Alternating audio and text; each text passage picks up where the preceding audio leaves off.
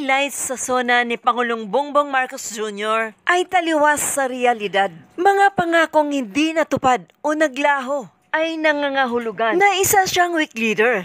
Marcos ordered a total ban on Philippine offshore gaming operations. Pero ang ginawa nila, tinake down nila ang name ng Pogo. Pinalitan lang ng ibang pangalan. Ganyan sila kagaling. May pagnanasa sila sa kita ng Pogo. Pero syempre, pilit nilang ikinukubli ang amoy. Well, of course, automatically, we all know that behind their hidden agenda. Ano pa nga ba?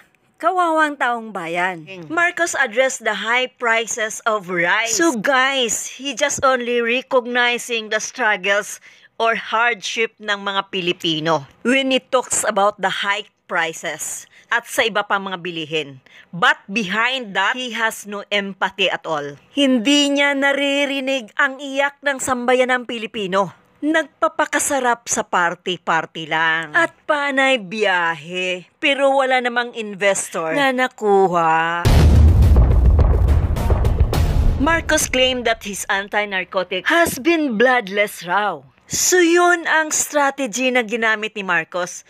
But of course, surely hindi mo yun magawa dahil you are allegedly involved sa illegal drugs. Kasi you're not fighting for the good of everybody, of every countryman. Dahil wala kang ang empathy for the Filipinos. Unlike Duterte's administration.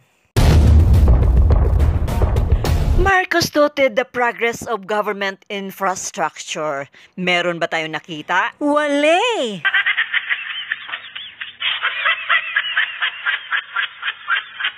Puro kabaliktaran ang mga sinasabi at wala sa gawa. Kaya dito mo mapapatunayan kung gaano siya kasinungaling. Sa kanyang mga ipinahayag sa SONA na kabaliktaran na buong kamay nilaan ay dumanak ang baha. Mahigit 5,500 flood control project. 5,500 flood control project. 5,500 flood control project ang natapos na at marami pang iba ang kasalukuyang ginagawa sa buong bansa.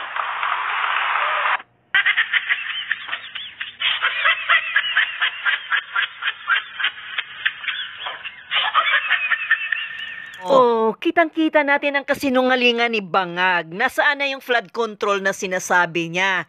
Halos buong kamay nilaan ay nilunop na ng malakas na baha. Niyor, sana naman napunta ang budget. Na yan talaga, mahuli talaga, ano?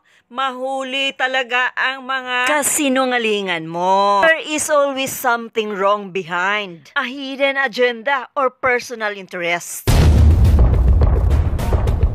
Ito lang ha, take note ha. Right after ng SONA, a day after, bumagyo ng napakalakas. It's a will of God to let us know kung talagang meron siyang ginawa regarding sa flood control. So dito, sinagot na siya ni Lord sa kanyang kasinungalingan. At ang malawakang pagbaha ay sanhi ng kanyang pamumuno na walang ginawa regarding sa flood control dahil nasaan na naman ang budget.